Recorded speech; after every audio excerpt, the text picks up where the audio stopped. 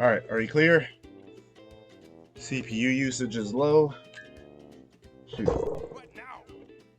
Uh, Still reading my controller inputs.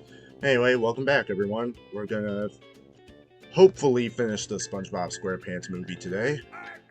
So far, the frame rate's actually holding up way better than usual. But today we're going to do our best to just get through the rest of the game. There's a chance I might be forced to stop early, but I'm generally trying to use this next about hour and a half before my work shift to get ourselves as far as possible into the game. Patrick, she meant do we? Right. Alright, controlling fantastically too. The game is not compromising visuals either, so I think we can qualify this as an absolute win. Alright, so to keep things brief, this is Rock Slide. There's a massive Goofy Goober token requirement for the very end of the game that I really do not feel like being forced to fulfill. It's actually 50 Goofy Goober tokens to fundamentally finish the game. It's kind of like your archetypical Super Mario 64 star requirement, but with this, the whole deal is, well, I don't know. The act of gathering Goofy Goober tokens in this game requires you to fundamentally do a bunch of challenges and bonus things throughout levels. And my hope is that between the Sonic Wave guitar which is SpongeBob's final power-up, it's basically the cruise bubble from Battle for Bikini Bottom. But the thing about this is, fundamentally, I'm about to show off a little skip here. It's a very odd skip, but basically, you cut this whole segment off, and you can just sort of, if I got it right, you can just fall down here instead of doing that whole section. I saw that done in a speed run recently. It was super cool to witness, and overall just another symbol of this game having a ton of potential in terms of what can really be done with it, I'd say. I'm going to see if I can't skip this. Yes, I can. There's a lot of places that, due to the verticality of the level, you can just completely skip massive chunks of the level as a result. You really don't need to go through a bunch of obstacles.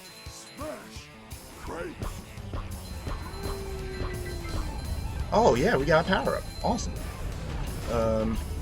I would save that for the Sonic Wave guitar, but I don't know if it's entirely necessary. We'll see what happens. But yeah, Rock Slide is pretty much far and away the easiest time trial in the entire game because of how many ways there are to just skip massive chunks of the stage.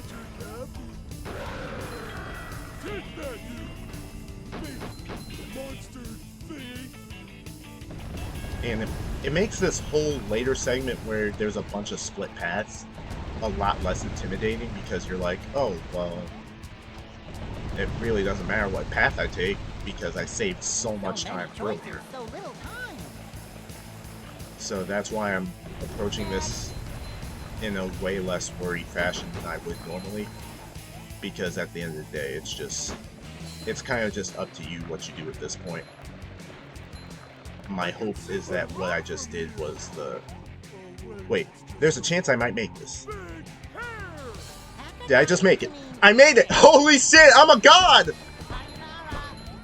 I'm such a fucking beast, dude. Yeah, that's another speedrun strat and another symbol of how insanely broken Rock Slide is. It's a stage that you really don't need to try the time trial. As you can see, I've beaten it way faster than I should have. What I'm going to do now is probably quit out of the level so I can skip doing the ring challenge. What I've done before I got to this point was, before I started streaming. Listen up, you two. I quickly did a few previous levels just to make sure I, would have all the coins necessary. I have 35 coins right now, and the thing about, what's up ahead is I can get every coin from, I can get 4 coins from Shell City ahead, because the last one's a Sonic Wave Guitar Challenge, and fuck those. I get 1 from here, that's 5. At least 2 from here, that's 7. 2 from here, that's 9. Another one from Dennis Strikes Back, which is 10. And I can get everything here. These will be the last 15 tokens I need to immediately just clear Drive of the Knucklehead McSpazatron and not have to do the rest of the game. So, fundamentally, we can just begin where we left off at Shell City Dead Ahead, and if we consistently clear every challenge that we come across, then we'll be able to finish the game in one fell swoop.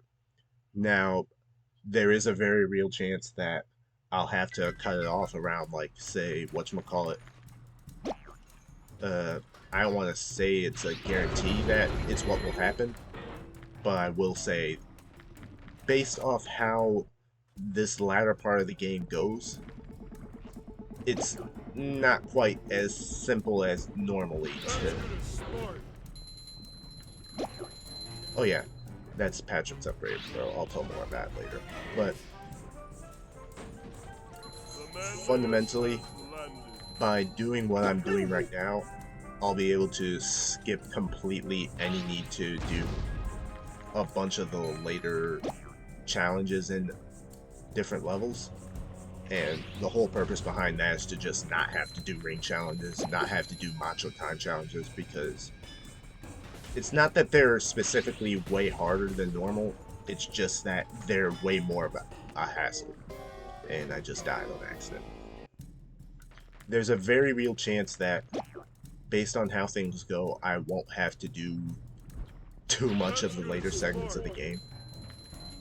I'm also sorry for skipping the Merv intro cutscene. It's kind of easy, but it's kind of funny, I mean, but it's also just, in my eyes, not exactly entirely worth trying to clear.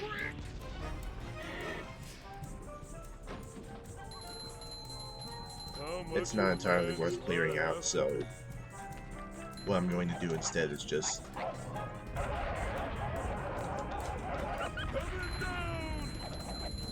my whole intention is to just not have to do a lot of the later challenges that are very time consuming. But going off how Sunday driving and other levels tend to go, I think it's for the best that I just don't bother with trying to clear the entire game in one go. I think I'm just going to get through, like, probably best case scenario more than this level. Worst case scenario, I'm only going to be able to clear Shell City Dead Ahead today, because the latter bit of the game is just that time consuming.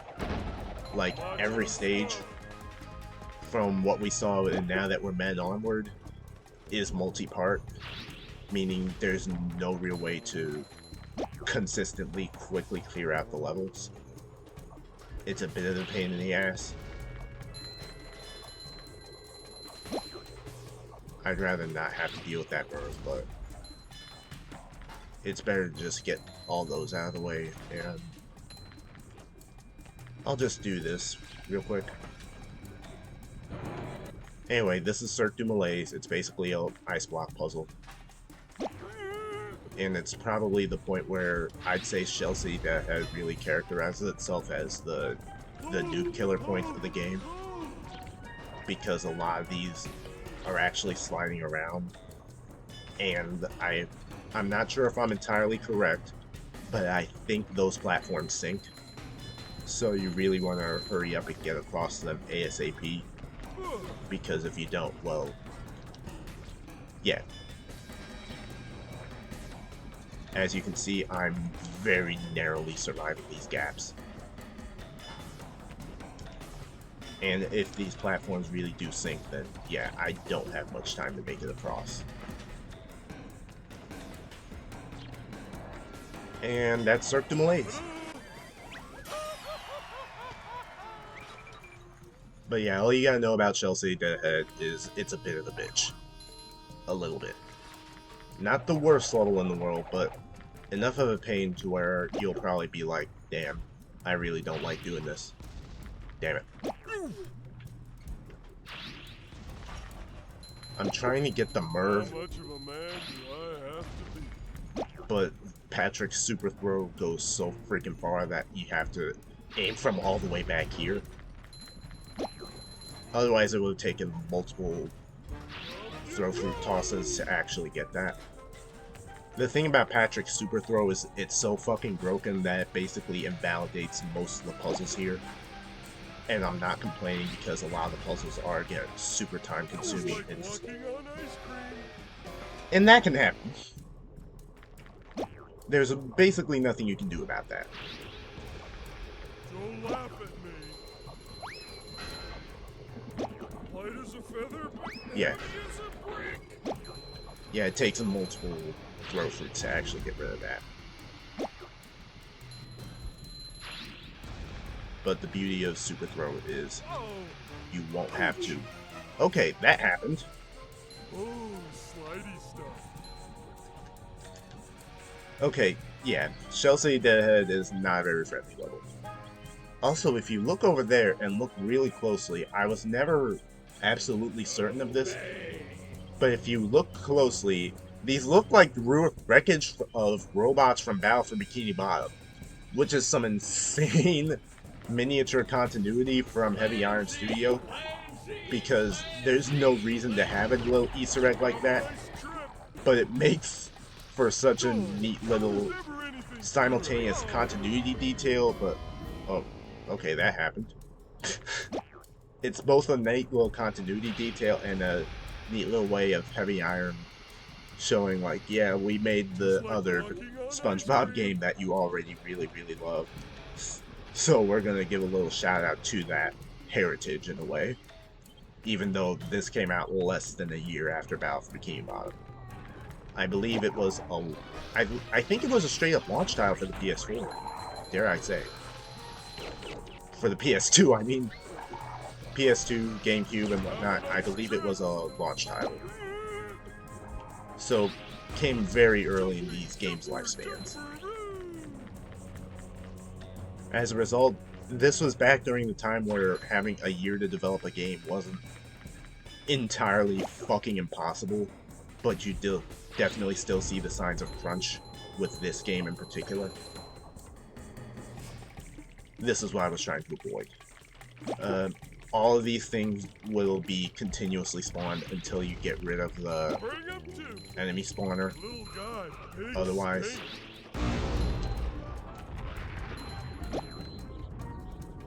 okay, that happened.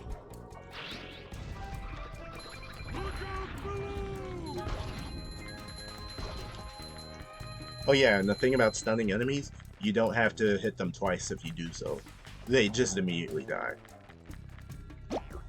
Another little super throw point. There's a lot of places where you can absolutely cheese everything with super throw. Very fun power-up. Except it seems that either the enemy spawner isn't entirely loaded in, or it's just refusing to let me actually target what I want to target. Alright. Now that we got that, let's do the SpongeBob challenge. This is probably, I don't want to say this is the hardest one in the run, but it's one of the last ones. This one is one I'm definitely not going to attempt any speedrun strategies on. And if we absolutely need to, we'll probably go back to Rock Slide to get the Ring and Macho Time challenge.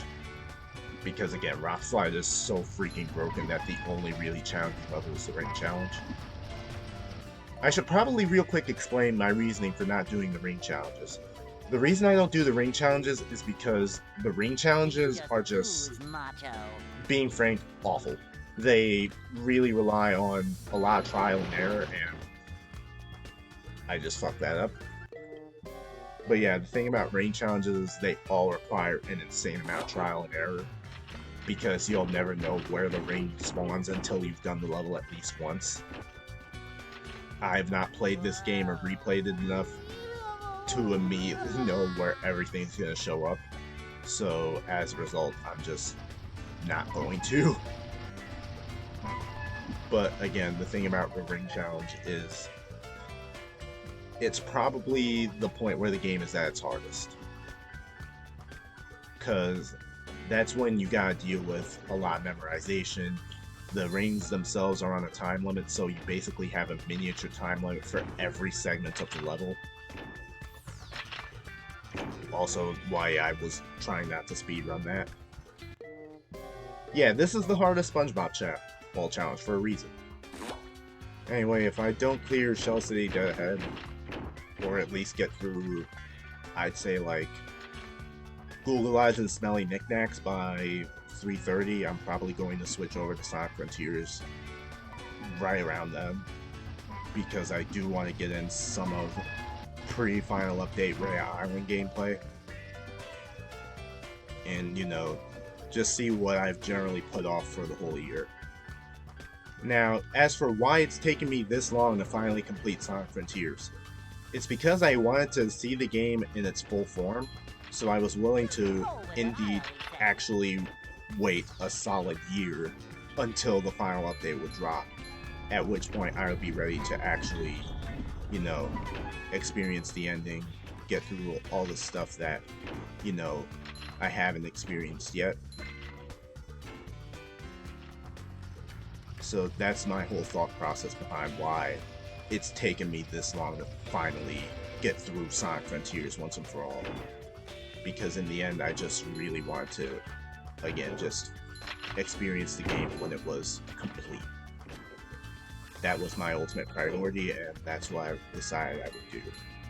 And now that it's going to release tonight, and I'm probably going to be streaming it as soon as I'm off work, I will probably put my best effort into either A, trying to clear Sonic Frontiers before my shift, or B, at minimum, try my best to see what the game looked like before this update, so that I'm not just loading into the final update and I'll never experience all the original jank of the final segment.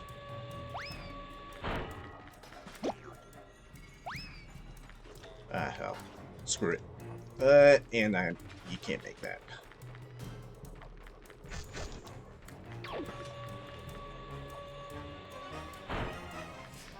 Yeah, that's a nasty thing about this part of the game. A lot of these puzzles start getting a lot more fiendish.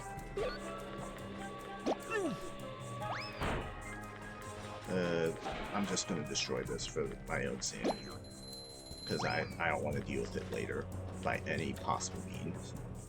Alright, now we got it here. Now, I'm going to do a pro gamer move, where I'm going to let the platform rise, just so I can get the drop on these guys and drop a slam on their heads. Kind of hypnotic. Damn it! That did not go according to plan. Alright, first and foremost, I need to destroy that. Then I need you to get that silence for a moment, so I can just immediately skip past the Merv. I don't know what Merv stands for, don't ask me. How much of a man do I have to be? And there's our Sonic Wave Guitar Challenge. We're obviously not going to be able to get through that. And this always confused me as a kid, but you're apparently supposed to use the Porto head to jump up here, because the throw fruit isn't tall enough to get you.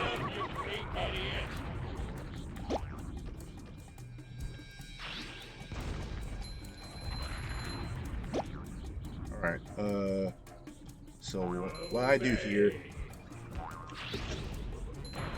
Yeah, I just blow that up, and that gets rid of both the enemy and the big old plankton propaganda machine.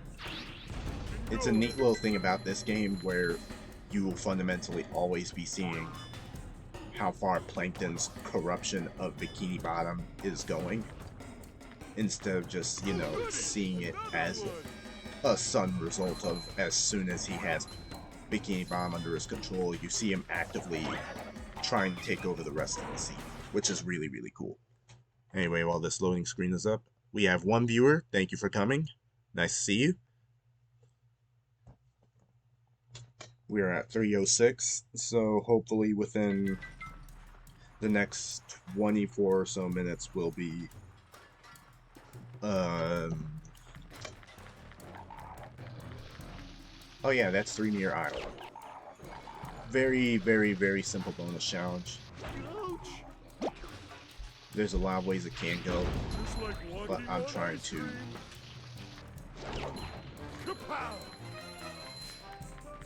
I'll just do it real quick. How much of a man do I have to be? Oh, well that happened. That did not go the way I thought. Alright, well, this is 3-meter island. Basically the whole deal is just get across the platforms and make sure you hurry up while you do so, because all the platforms sink, and as you get further up, you'll start dealing with spitters who launch projectiles at you. And every time you push a button, the goo rises.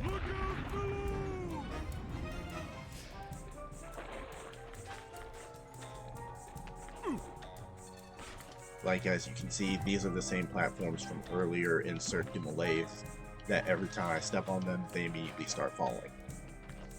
And it will get increasingly nasty from here. As you just heard, that's a spitter.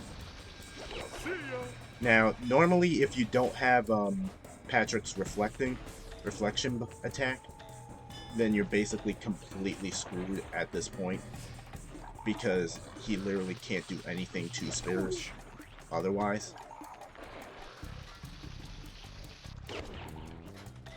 But you can just reflect the projectiles back at them, avoid any need to deal with their projectile nonsense, and you're good. And yeah, now we have 2 spitters.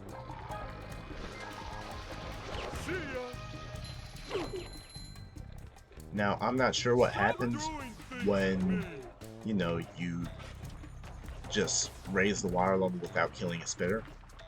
I don't know if it does anything in particular. If it does, then it would be really funny. Oh no, they just float up. So now you're dealing with 4 spitters, as you can see. The benefit of all of them launching their attacks at once, you can just do that.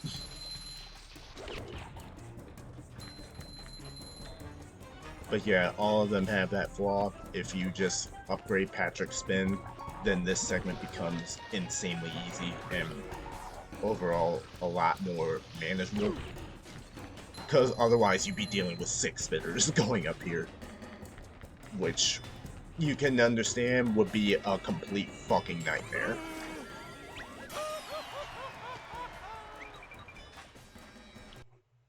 So, in general, this is the point where the game really encourages you to actually get your fucking upgrades, because otherwise if you don't, you will not have a very good time. Have a nice trip. As you can see, Patrick literally can't do shit to a spitter unless he has a throw. If he doesn't have the throw, then he will basically be completely screwed anytime a spitter shoots him. Hey, presents. And you need both the throw and the reflection if you want to not deal with the spitter's bullshit endlessly.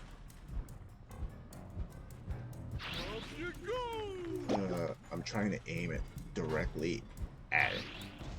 The thing is, it's constantly hovering just out of you. Ooh, that was loud.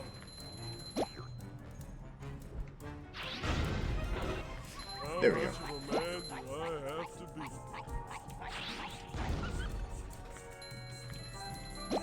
Yeah, that's the beauty of Super Throw. Literally just completely avoid dealing with any of the nonsense. I don't know if this is particularly the end, per se, of the level ahead, but I will say that, again, this is one of those, thanks to Super Throw, you generally don't have shit to worry about. Also, funny pun, heavy iron. Get it? It's a golf putt. Heavy iron. Anyway, we have our next flowing block challenge. I remember really hating this one as a kid, but I hated Shell City Dead Ahead in general as a kid because it was the fuck you if you're a little kid level. Alright, so the thing about this is, for the most part, you're not quite dealing with endlessly rotating blocks anymore, you're dealing with mainly gimmick blocks. And that makes this, honestly, a bit easier to deal with than most of the earlier floating block challenges, because the stuff has a actually consistent whatchamacallit time frame. I was trying my best not to fall off, but yeah, just take that as a sign that just because, you know, you're not dealing with infinitely rotating blocks anymore, or as much, means you can just take this easy, because you really can. Alright, now that we're at the checkpoint, we can generally take this a bit slower. All these are on a faster timer than before, rather than the usual rotations you might be used to dealing with. Especially the bubble blocks. The bubble blocks actually evaporate way faster now. This is easily the point where you want to just generally know your patterns well. And now there's this segment where it's just endlessly rotating spike blocks. There's a pattern to it, don't worry about it, it looks intimidating. Just give yourself a second to acclimate to what the pattern looks like. Slipping. This is probably my least favorite block to jump in the game, because of how fast they rotate, and the fact that they rotate around, and the fact that you're now dealing with blocks that actively float away from you while rotating. So it's just generally a very stress-inducing part of the flowing block gimmick.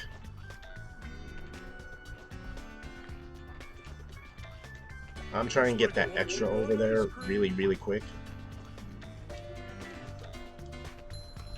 I know for the longest time as a kid, I genuinely thought the transparent blocks were the ice blocks, but they're actually not. Oh yeah, there's that too. Okay, so I don't know if I'm going to clear this in time at this rate, because again, this is the point where the game fully stops pulling punches, and every mistake is very crucial. Like, there's clear pathways, but good luck getting on them on your first try. Like, I can see the coin over there, but we're not reaching it.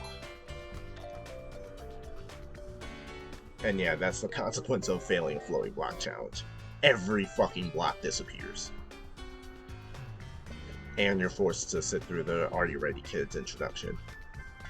So take this as a symbol of this, more than any other point in the game, is probably where the floating block challenge will become either your favorite or least favorite challenge of any challenge run. Like for me, I know they immediately became my least favorite thanks to this level,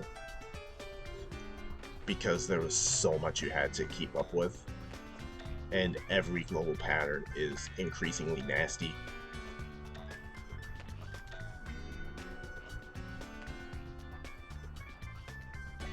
Like, as you can see, Just like walking on ice cream. no matter how you reach this point, you're gonna have a lot more to deal with than you're normally dealing with, and it's very frustrating on your first try.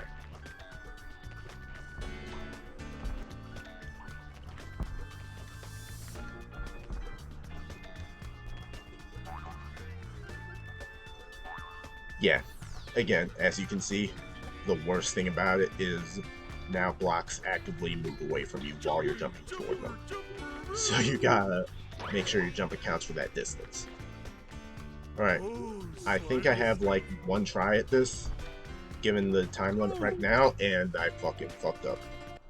Alright, so I basically have one try to get through this segment now. So I'm either going to beat it within the literal moment they all disappear, or I'm going to... See why I hate that platform? Even if you're jumping off, thanks to how it rotates, it can just catch you and immediately have you getting launched by spikes into the void. You really don't have a choice unless you perfectly time absolutely everything, and even then. Just like walking on ice cream. Thankfully, I've got the extra already, so I can just focus on clearing the fucking level. Oh. This is obviously me getting a little more tilted at the game, as you can more than likely very easily notice. Oh my god. Yeah, I'm starting to get a little tilted. This game, this floating block challenge is very, very nasty. But hopefully, again, we get through Chelsea that had Dennis and all the rest within the next 15 minutes or so. If we do, then we'll have at least an hour to play Sonic Frontiers and get through some of the content that I haven't gotten through yet. Again, I want to explore... I don't recall if it's Rhea or Uranos Island, but I do want to explore it just a little bit more before the update hits and everything automatically changes. Oh my god, I hate these blocks!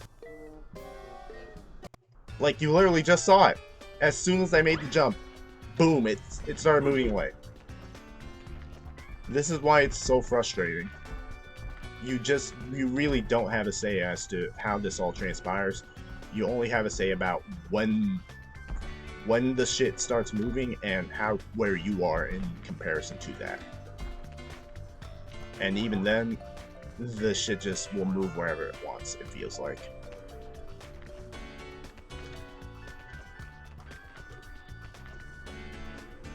Alright, I have one try to get through here, pretty much. Ouch. Ah, I hate the spike platform so much. They're designed to turn up literally the moment you're normally gonna make the jump. Like, what the hell, dude? You saw me start the jump, and I got launched off! And there's literally, again, nothing you can really do about it. You just have to fucking hope to God you make the right cycle and don't immediately die for it.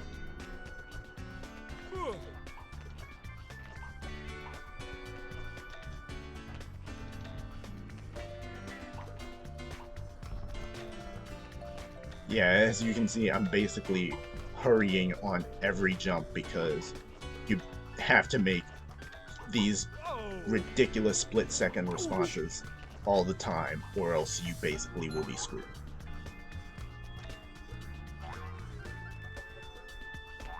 Thankfully, this last bit is nothing but bounce platforms. Unfortunately, all of them are spiked, so you're basically completely fucked if you make the wrong pattern. Oh, thank God.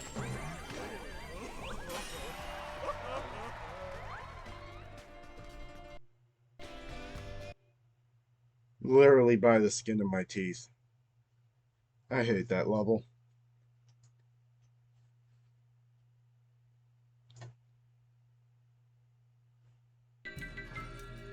Alright, well, we're back. So, if luck withstands, we're probably at the tail end of Shell Safe Dead Ahead. Yeah, that's the end of Shell Safe Dead Ahead over there. So, all things considered, I probably can start calling it...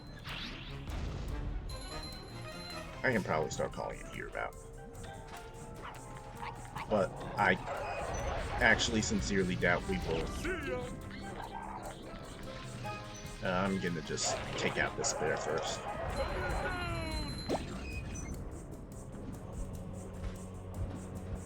That's gonna smart. Damn.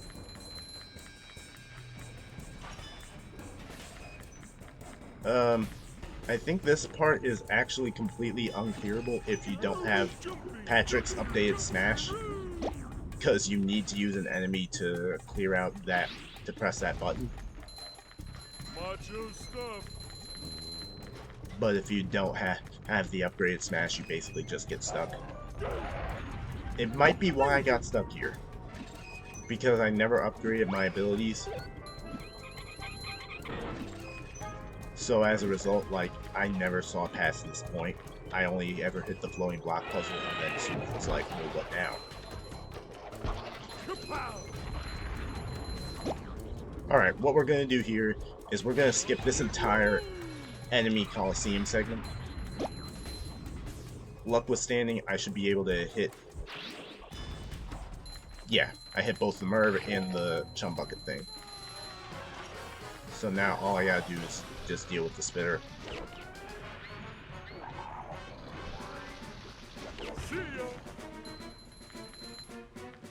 And with that, all I gotta do is go over here, press this first button. I might have screwed myself out of taking care of this Merv, entirely because I don't know if it's...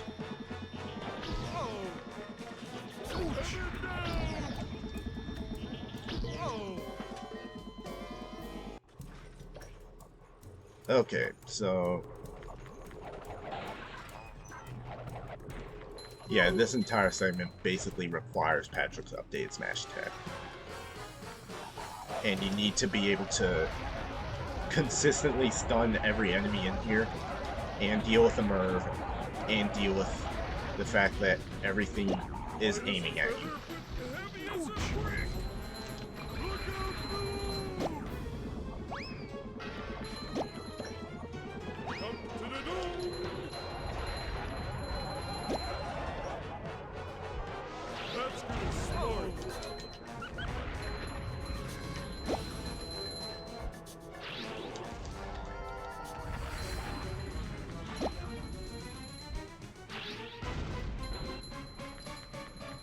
And there.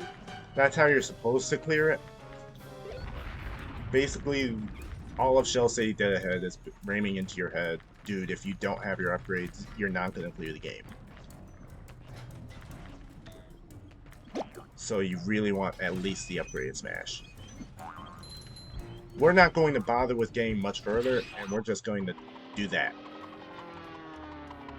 Given how the cutscene plays out, it feels like the game itself is trying to say that you basically have to use the upgraded throw. So even the cutscene more or less implies that... yeah, basically throwing the upgraded throw is heavily implied. Everything about the game from here on is heavily implying you need upgrades. Anyway, that was Shell City Dead Ahead. The only challenge we haven't done is the Sonic Wave Guitar Challenge. Who are you? Your worst nightmare. A big pile of broccoli? Name's Dennis. I was hired to kill you. Look, buddy, I hate to burst your bubble, but you're talking to two men here. We don't have time for these silly games. So if you could just step aside... Ow! Help me, Patrick! Don't worry, buddy. I'll save you. Alright. So this is Name's Dennis. Probably the point where I'd say the game is at its...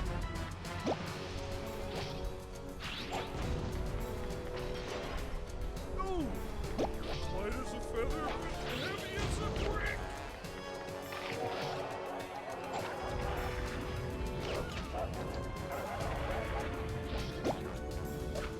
This is probably the most, in my eyes, the most fun boss fight. Because it's just kind of silly.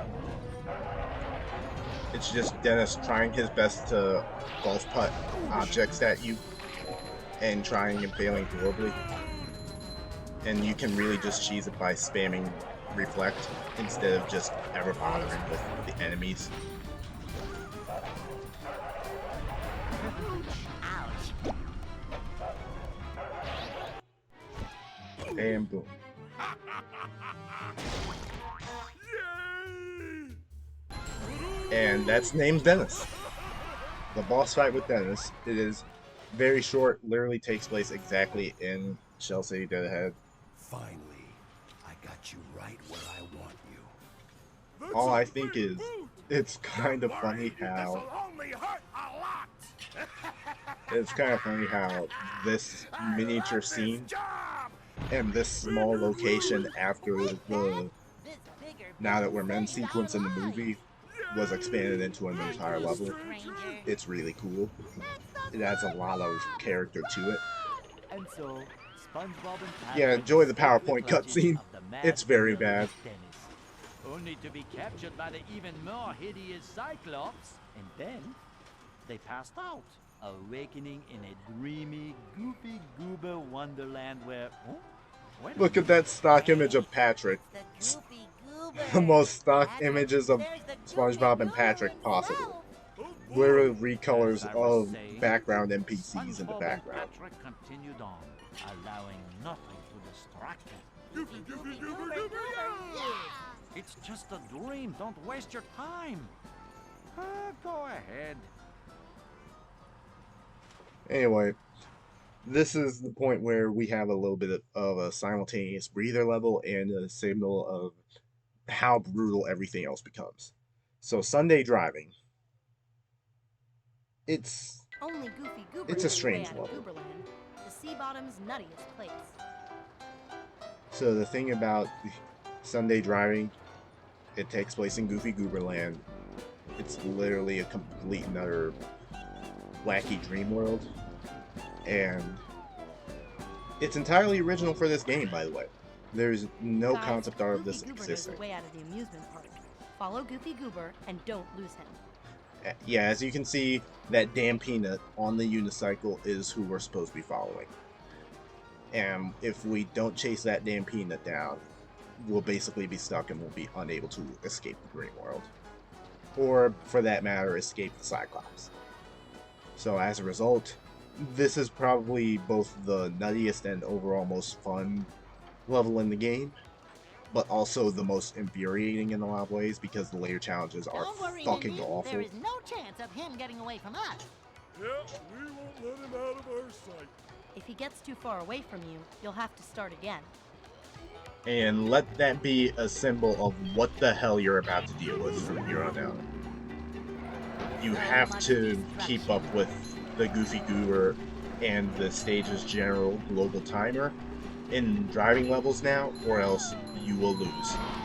The only time you are ever allowed to freely explore Goofy Gooberland is after you complete the Macho Time trial. Also, this bit, I swear, I don't know if it's either the, whatchamacallit, the big gumballs or the big ice creams or the little gumballs, but they seem almost completely designed to home in on you. Like, I don't know if it's the big ones or the little ones, but at least one of the projectiles in this segment are designed to home in after you and not allow you to escape. Also, we just passed an extra treasure chest. Yeah, we're going to be missing a lot of those from here on. I'll probably do, when the game is done, an extras exhibition. Or I'll just collect tokens off screen so that next time I play, I can just... Yeah, that's something you gotta deal with. Sometimes you'll literally just go off that ramp and you'll automatically get hit, no matter what you do. We're gonna skip the extra treasure chest for now. I'm not going to force myself to go off-road just to catch up. Also, there's this odd brightness on the side of the screen. That's odd. I've never seen this happen. Oh. Yeah, you definitely want to...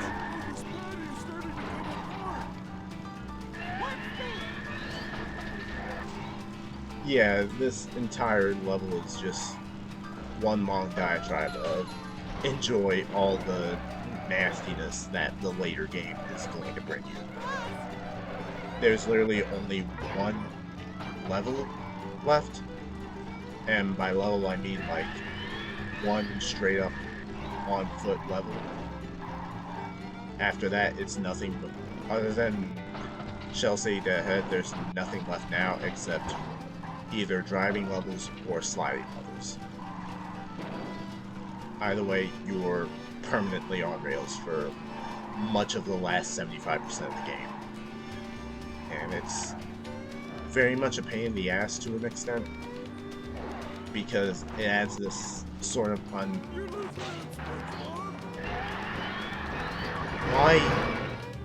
Why is my steering not working? Why is my steering not working? Okay, that happened. I guess. And somehow I haven't completely lost him yet.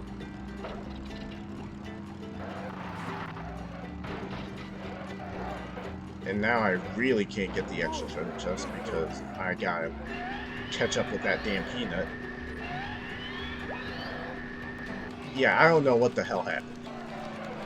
My steering just completely went away and I had no way of escaping.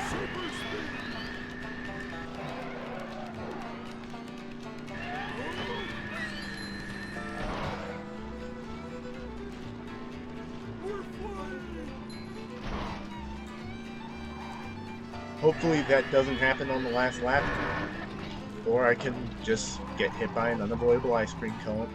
That's fine. Like I said, the latter bit of the game, even though this is a goofy, cheery, funny level, this is far and away the point where the game really tries its best to hammer into you. You're dealing with some bullshit now. Like, if Shell City Deadhead doesn't tell you enough of what you're in for, this level damn well will make sure you understand.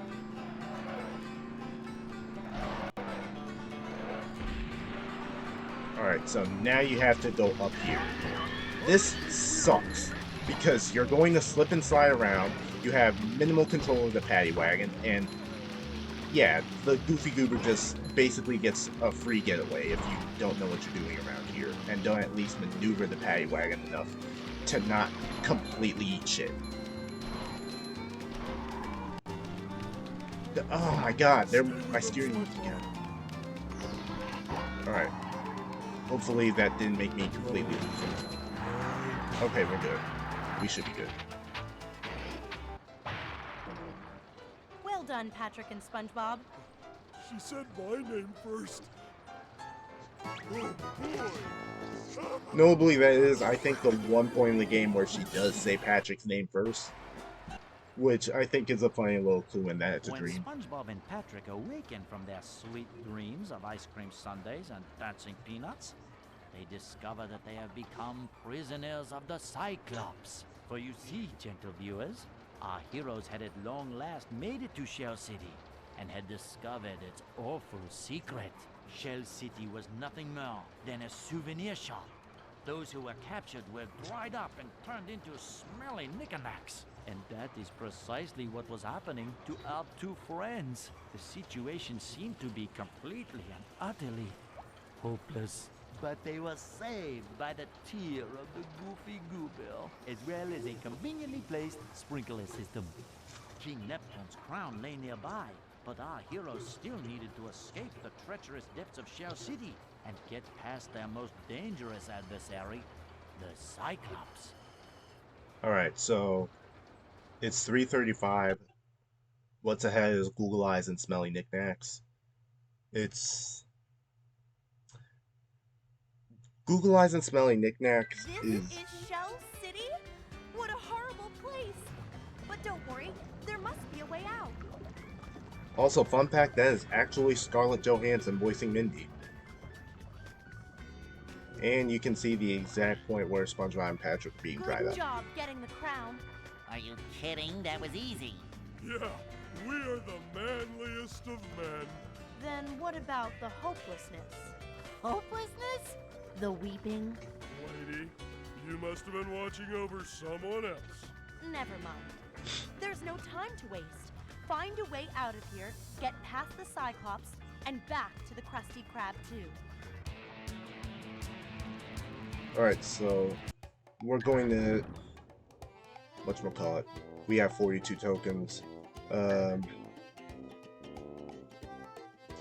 going to pause here, and I will be right back in just a moment with, hopefully, let me get open a cool image and some music. But the thing about the latter bit of the game, there's a lot of Goofy Goober token requirements, and playing topless is a very, very, very, very, very long level. And since I can't guarantee I'll get through all of that in less than an hour and a half, well, less than an hour at this point, I think we're going to make the switch to Sonic Frontiers for the moment. Hopefully Sonic Frontiers works with OBS and we don't have a bunch of drama from it.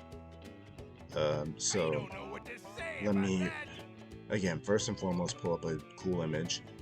By the way, follow me on Twitter and check out my TikTok.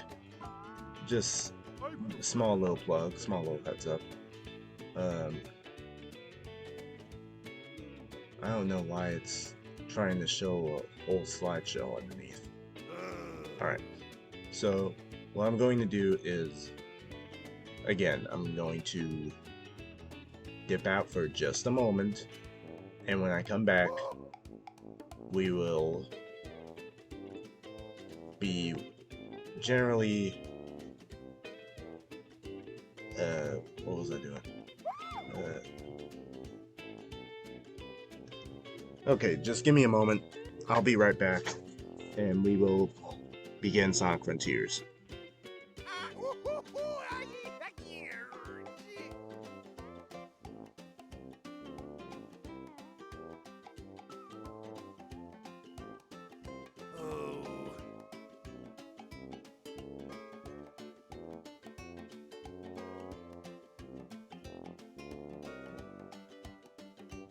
Wait!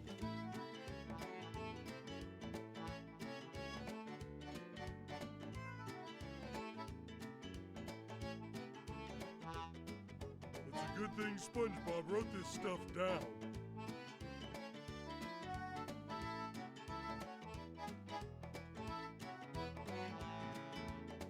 Oh, you think you're clever, do ya?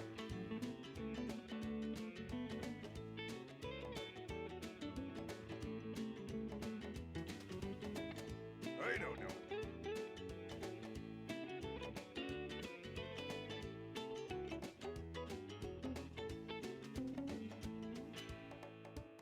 If anyone knows what this screen does, please tell me.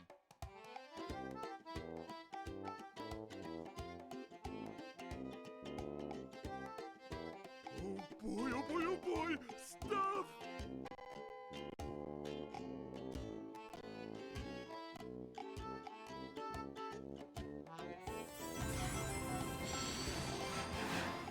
What now?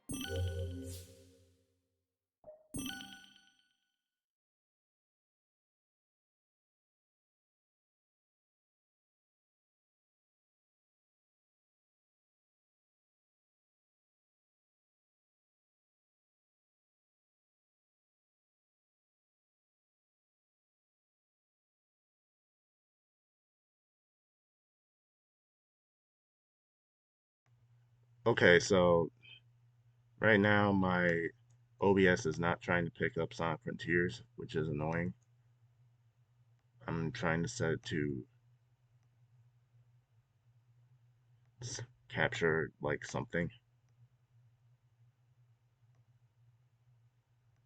but it won't really work with me right now. So what I'm going to do is we're going to be right back. So the two of you here, just hang in there. We're going to be right back. I'm going to refresh OBS and hopefully it will pick up Sonic Frontiers when I hop back on.